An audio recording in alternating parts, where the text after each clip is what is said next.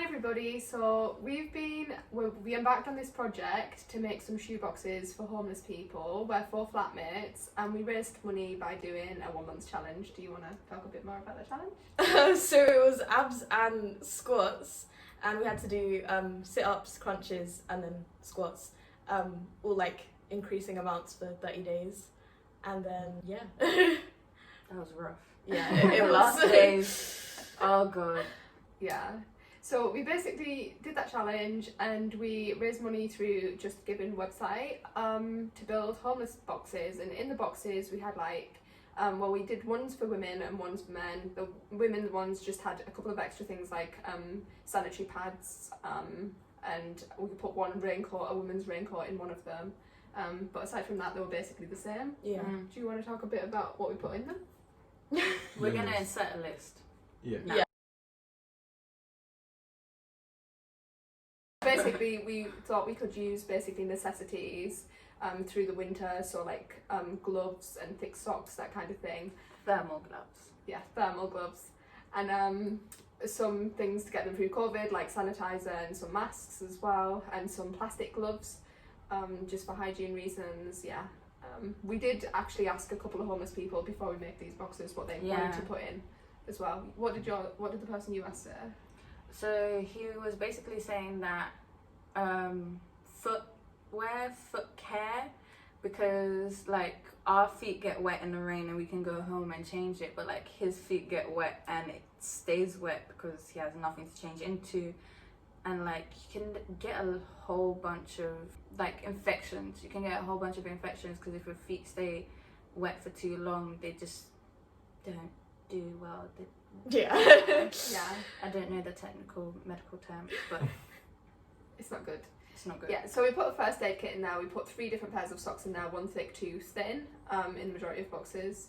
But yeah, so we tried our best to listen to that advice. The person that I asked who was homeless asked me for things to do. So we put like crossword in a couple of boxes. We put books in other boxes just to give them something to do. Yeah. And from that, once we raised all the funds that you guys have donated, so thank you a lot for the Thank donations. you guys Yeah, so thank much. you. We managed to raise £600, which allowed us to make 13 packs for these people. So we put them all together, and tonight we went out and delivered them, and we were pretty much mobbed really quickly, and we thought it would take us a while to go find them, and That was scary how quick they came. I was like, oh my Yeah. gosh, there's more. The word of mouth is just so fast.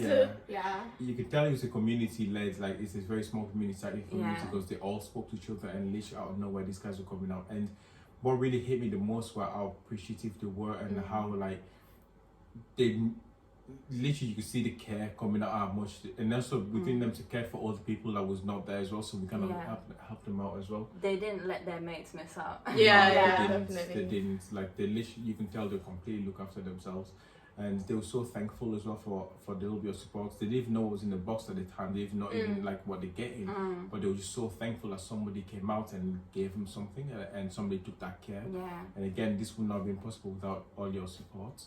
Yeah, so thanks again. I think what it was for me is obviously they were all like, God bless, thank you, this means so much to us. Like you could see on their faces that they basically, they don't really get the public, giving them the time of day and doing something like this for them.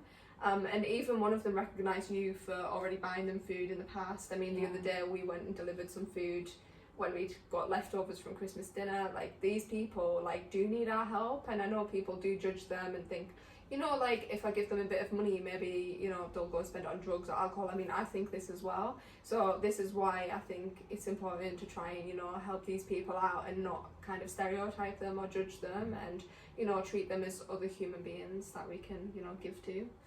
I think in terms of drugs, you have to ask, are they homeless because they did drugs, or are they doing drugs because they're homeless? Like, it's not as clear like black and white that, oh yeah, they're gonna spend money on drugs. Like it's not like that. There's a lot more to it than that, and I don't think any of us could ever relate because we're so privileged.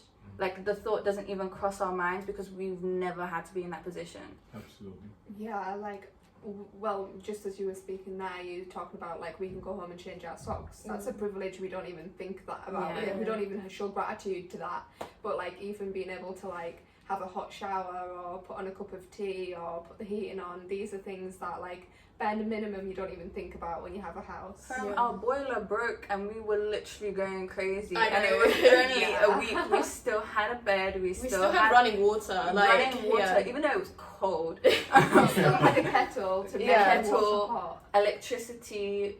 We had food. We had everything basically. Mm. And I imagine like you're on the streets 24/7. You don't even have a proper place for you to stay. You don't, like, people say, oh yeah, like they can gather under the bridge and do whatnot and whatnot, but like you can't. Mm. Yeah. Because even when we went to give out the shoe boxes, there was a policeman. Yeah, and the thing that bothers me as well is like you look at the statistics of crime towards homeless people, you know, and you read about them. They get spat on, they get pissed on, like they get like violence towards them, they get like verbal abuse. Do you know what I mean? Like they get treated like the scum of the earth basically. And at the end of the day, these are just humans that have had bad situations happen to them or fell into bad scenarios. Maybe they had a bad upbringing, maybe they've had relationship breakdown, which is the number one cause of homelessness, and they've been like kicked out of something and they didn't repair that relationship, so then obviously they're left without a home. Absolutely. So just in the final thoughts on this is what we actually advise to everybody. If you can help somebody, if you can give anything towards anything or any real charity, any purposes, you see anybody, please do help them this Christmas. We're going through one of the most painful year we probably had. We'll go through in our lives, and it's just nice to give something to somebody, make somebody's Christmas. Like we are all in this together. We are all struggling. We're away from our families. Most of us are from families. Some of us have not seen our loved ones, but these people really do need that little bit of care. Whether it's just £5 you got in your pocket, or £10, or just a nice hot meal, or just in a hello, or just a hi, just be nice. It doesn't cost much to be nice, yeah. But yeah, so again, thank you everybody for all your support and all your donations. £600 is a lot of money we didn't expect we're going to raise in a very short period of time. We did really quite quickly. So yeah, thanks a lot. Thank you. Thanks.